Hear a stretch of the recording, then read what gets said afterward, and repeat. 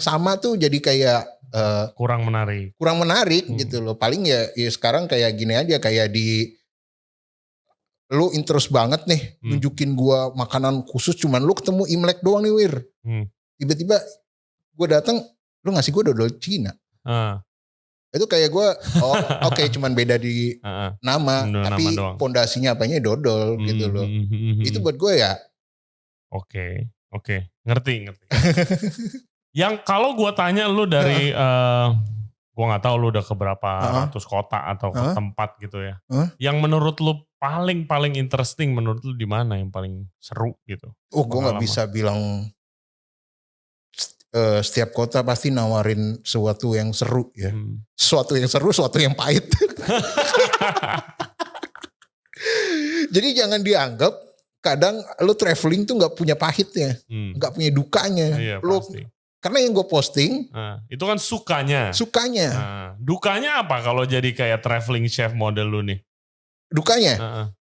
Terkadang waktu itu tidak bisa. Jadi gini ya, gue kasih contoh kasus gue di Dumai. Di Sumatera. Sumatera ya? Di Dumai. Jadi dari Padang gue ke Dumai itu naik bus. Ya. Udah busnya yang kecil tau gak lo? Ya. Kebayang. Itu gak jadi masalah. Masih di bus masih bisa ini. Tengah perjalanan bus gua itu bermasalah. Dan sampai terminal Dumai itu jam 1 pagi. Jam 1, jam 2 lah subuh lah gitu. So lu diantah berantah, subuh, tengah malam warung gak ada yang buka, ya lu tidur atau ini ya di musola. Wow. Itu sering banget. Ya itu kalau masih ada musola. Yeah. Gua pernah kayak di NTB, itu ya udah di jalan aja, di terminal yang penting handphone mati, power bank habis. Ini udah jauh banget itu. Udah jauh, lo nggak bisa kontak siapa-siapa, gitu loh. Lo mau tidur takut tas lo diambil. Iya. Itu yang nggak pernah gue ceritain gue ke siapapun. Dukanya tuh banyak, gitu loh. Ya tapi dari situ kan lo bisa nge-share apa ya kayak pengetahuan baru. Betul. Sebenarnya gue bukannya sharing. Jujur ya kalau ditanya apa tujuan gue untuk sharing tentang knowledge. Sebenarnya kayak lo punya momen, lo posting di Instagram tuh sharingnya apa tuh maksudnya tuh? Ya kan kayak lo kemarin married atau itu kan. Nah captionnya itu ini lo sebenarnya sejarahnya ini lo. Jadi captionnya itu sebenarnya bukan gue pengen menjadi historian, enggak. Gitu loh. Jadi ketika gue mengetahui sesuatu, ya udah gue sharing. Gitu loh. Itu sebenarnya. Iya banyak yang terinspirasi juga gitu. Gue nggak pernah kelihatan. Gue nggak tahu sama sekali Wira Hardiansyah itu siapa kan. Tapi ya kalau gue tahu dari Chef Maxi. Waktu itu gue podcast, bilang lu sih harus ngobrol sama dia sih. Gue kayak, ada nih orang model begini nih keliling Indonesia nih. Ada. Jadi sampai yang sering bertanya nih ya, pertanyaan sering dilontarkan, lu tuh dapat dananya dari mana? Iya. Nah itu juga termasuk di pertanyaan gue nih. Ya, lu dapat dananya dari mana? Nah, contoh kalau kan nabung, perlu modal kan nabung. Travel. Ya mama ketika gue dapat dana atau pemasukan dari manapun, fee dari manapun, itu akan gue tabung untuk next plan gue. Gitu loh. Jadi apapun budgetnya gitu loh. Makanya gue pun kadang di luar ekspektasi gitu loh. Gue harus punya spend 1 juta nih untuk perjalanan ke sini. Kadang nggak nyampe. Tapi kalau jauh-jauh kan, ya lu ke NTB gitu, mana dapat 1 juta? Mana nyampe 1 juta? Kalau lu secara modern, tapi kalau lu secara backpackers, lu nyambung. Naik apa? Kayak gue di Pangandaran berangkat naik bus, pulang naik bank, naik bak. Dan karena apa naik bak? Iya, berangkat naik bus gitu ya. Pulang itu sampai mau dibilang gimana ya, naik truk, naik mobil bak, Itu gue jalanin. Iya, yang penting ya pokoknya apapun caranya lo harus ke sono dulu kan. Itu. Baru lu research. Kan. Gokil sih, gokil. Dan itu kenapa gue selalu, lu kalau traveling kenapa nggak sama ini. Karena takutnya gue beda pemahaman.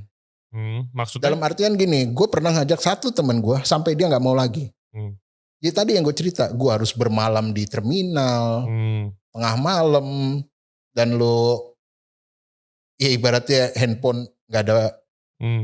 Iya kalau sekedar kuota atau pulsa, ini nggak ada baterai. Ngecas lu mau di mana, nggak ada tempat casan. Iya. Itu kan. Lu lagi zaman YouTube begini nggak kepikiran ya bawa tim kamera lah? Gitu. Karena itu gua itu awalnya pasti laku kan. Memang bukan untuk expose untuk apa-apa gitu. Itu sebenarnya untuk gua pribadi sih. Nah, gua menaruh itu semua di mana, di Instagram. Iya. Gitu loh, bukannya untuk gua mau jadi chef traveling, gua mau jadi, come on, itu persepsi orang kalau gua ini traveling chef gitu loh, bukannya gue pribadi gitu loh. Ya.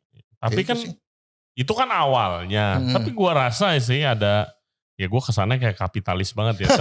Tapi gue rasa kalau lu ada video lu ke daerah mana gitu pasti banyak banget yang nonton dan mungkin lebih nyampe ke kalau sharingnya gitu loh, ilmunya lebih nyampe kalau lu lihat juga prosesnya kan. Gue malah lebih suka kalau lo melakukannya daripada lo melihat video gue. Gitu loh. Dalam artian gini, kalau satu orang aja, gue nih, kayak gue, udah bisa mengenalkan kebudayaan itu. Kebayang gak lo dari Sabang sampai Merauke, kalau orang udah nunjukin kebudayaan mereka masing-masing, betapa kayanya Indonesia. Yoi. Setuju sekali. Kebayang kalau satu orang aja udah kayak gua kayak gini. Kebayang kalau ada 1,000. Ya. Itu loh maksud gua, lo semua tuh harus buka mata lo gitu loh. Indonesia tuh uset. Katanya kan bangga gitu kan. Kalau bangga sama makan Indonesia, oh pasti bangga. Pasti bangga ya kan. Dari zaman dulu rendang nomor 1 dulu paling enak ya itu mulu yang dibawa-bawa kan gitu.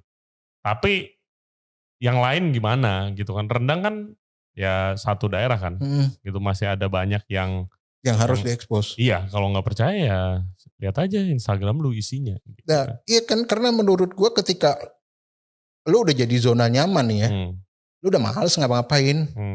Ketika orang Palembang udah dengan nomor pempek sebagai nomor 1-nya, udah pempek aja dimajuin. Ketika orang Makassar, coto Makassar itu menjadi ikon, udah coto Makassarnya aja dimajuin. Berarti banyak dong, kan sebenarnya banyak banget yang belum diketahuin kan. Betul. Terus itu makanan-makanan kayak gitu menurut lu sendiri akan punah gak sih? Ya enggak lah. Maksudnya gara-gara tidak terekspos, iya. Orang langsung karena tidak terekspos, dibilangnya langsung. Biasa kan ada, kita harus melestarikan. Ya kan banyak kan yang bilang begitu kan. Sebenarnya dilestarikan itu bukan makanannya, bahan bakunya. Iya.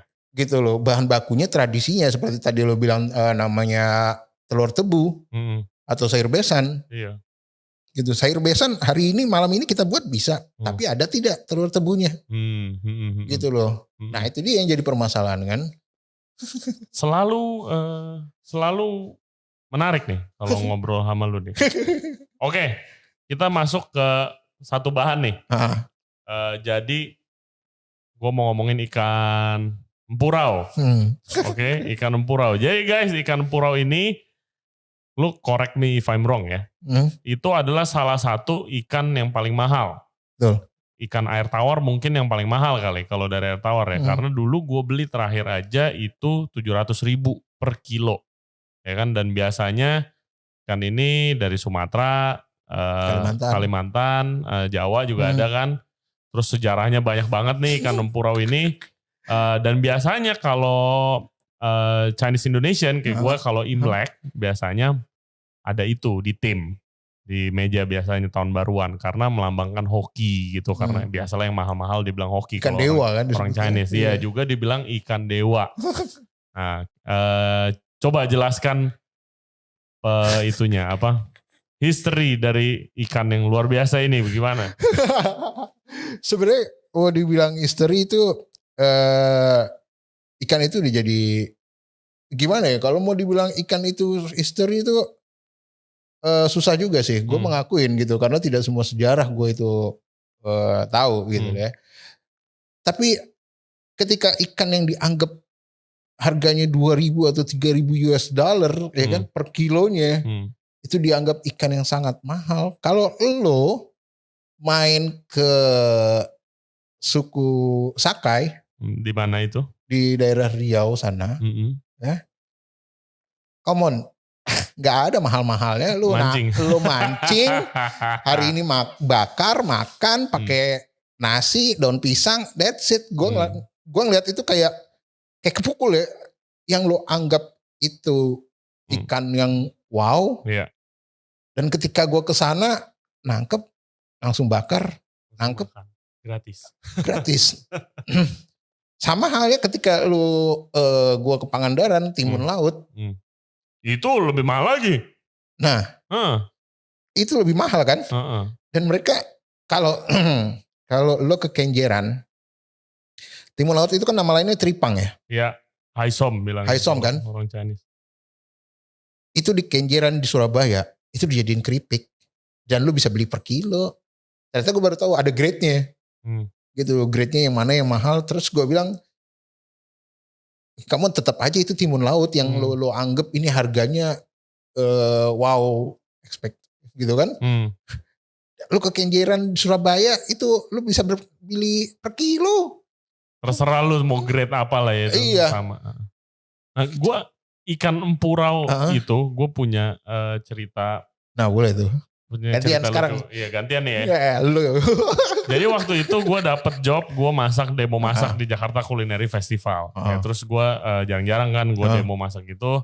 Terus gue punya restoran Indo, ya gue mau nunjukin makanan Indonesia yang udah jarang ada gitu kan. Terus gue pengen banget dari dulu gue pengen makan ikan empurau sama pengen masak.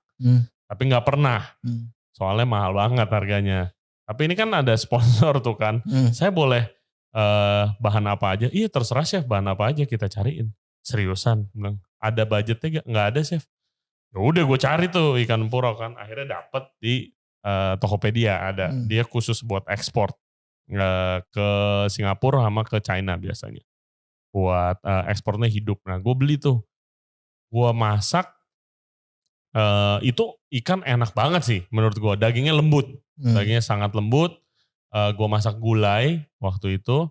Terus abis dari situ banyak yang mau masak, dimasakin. Banyak yang DM gue masak. Jadi gue private dining. Sampai sekarang gue kenal baik sama itu penjual ikan. Gue dikirimin ikan yang hidup, suruh piara dulu di rumah. Yang kocaknya, gue datang nih dianterin ke restoran gue nih. Ikan empurau 4 biji hidup gede-gede. Terus staff kitchen gue takut. Dia bilang, chef, ini dapat dari mana ini ikan? Gue bilang, dari Tokped. Nggak boleh ini ikan prajurit, ikan dewa katanya. Nah dia tinggal di daerah Kuningan. Oh iya. Iya kan, daerah Kuningan yang katanya ada tourist attraction. Dipercaya di daerah itu, ikan itu adalah prajurit-prajurit yang dikutuk sama rajanya gitu kan. Indramayu. Iya. Terus abis itu ikan itu pokoknya kolam itu nggak pernah dibersihin tapi bening katanya diceritain itu. Kan gue minta tolong ikannya matiin, besok gue mau masak dibersihin ya. Nggak ada yang mau sentuh. Itu ikan prajurit, jangan disentuh, ketakutan gitu cuy, gila kocak banget men. Padahal itu ikan enak banget sih gitu. Lu tahu sejarahnya itu? Ikan itu ada di relief Candi Borobudur. Orang Jawa bilangnya ikan kancra. Oke.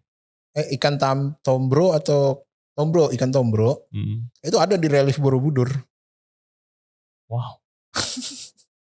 Jadi ya kalau terkadang ini ya gue sekalian buka juga ya. Terkadang gue itu tidak selalu yang namanya ke daerah, ke pelosok untuk mengungkap suatu cerita. Seperti buat gue kayak apa sih tujuan gue ke Candi Borobudur? Lu ngapain? Mau nyari makanan apa? Nyari bahan apa? Candi Borobudur, Candi Prambanan. Lu bawa kitab begini, bukan bawa buku resep. Kan? Tapi di situ, kalau lu ke Candi Borobudur, lu bakal lihat yang namanya orang zaman dulu masak kura-kura, yang namanya bahwa diapain kura-kura? Ya, gue kurang tahu pasti kan itu berbentuk relief ya. Cuman di situ gue ngeliat reliefnya kura-kura tuh dimasak. Ada orang gambar orang ngaduk, terus ada kura-kuranya dimasak gitu loh. Terus ada lagi orang lagi karkas. Iya, jadi jangan pikir guys dari dulu makannya cuma ayam, sapi, kambing. Zaman dulu mah makan yang ada kan. Betul. Yang ada dimasak. Gitu loh, ada kambing kambing lagi di karkas. Jadi relief-relief itu yang sebenarnya buat gue, oh ternyata masak itu zaman dulu seger gini ya. Bahan baku tuh kayak dulu gini ya. Nah dari situ loh, jadi satu contoh kayak kemarin masalah tuak terkait dengan Perpres itu kan, miras kan gue diajak untuk berbicara masalah tuak. Jadi ada di Borobudur gitu loh orang karena tuak zaman dulu dari buah siwalan atau legen gitu. Legen. Apa ini aren nih? Iya. Di situ tuh ada reliefnya itu orang bawa namanya panjang ongke ya. Yang bambu dari ya? bambu yang orang itu tuh ada reliefnya dan yang tangan kanannya dia itu megang ongkek itu, yang tangan kirinya megang buah siwalan atau buah legen itu, aren. Ada reliefnya. Iya itu kan kalau di dekat rumah gue kadang-kadang suka ada tuh. Ya tapi udah gak ada alkohol yang pakai bambu gitu kan ya. Itu ada. Jadi kalau lo ngomong tuak itu sekarang ya dulu kemana aja gitu loh. Maksudnya ada gambaran oh ternyata ya benar-benar namanya prasasti atau relief itu kalau orang cuman Borobudur foto ini, kalau gua enggak, gua akan cari relief itu bagaimana ada tumpeng di situ. Tuak itu minuman beralkohol kan? Tuak itu minuman, bukan fermentasi. Iya, yang biasanya ada alkoholnya kan kalau fermentasi. Sebenarnya gini, kalau lu menarik lagi sejarahnya, tuak itu kan sebenarnya hanya minuman. Terfermentasi karena seperti halnya gini loh. Iya, didiemin aja kelamaan gitu. Iya gitu loh. Ketika gue dapat minuman spesial dari lu nih ya, yang non alkohol, ya kopi nih. Ini sayang dong. Persepsi gue ya. Gue udah minum, udah makan, sayang dong. Gue simpen besok deh. Secara nggak langsung si tuak ini kandungan airnya bertemu dengan tempat penyimpanannya berfermentasi. Ini dulu ada kasus yang namanya pengklaiman Jogja Kota Gudeg. Gitu kan. Sebenarnya dengan buku ini gue bisa tahu bahwa tidak hanya Jogja, Solo pun punya hak atas Kota Gudeg gitu loh, brand Kota Gudeg, karena kalian dulu kakak beradik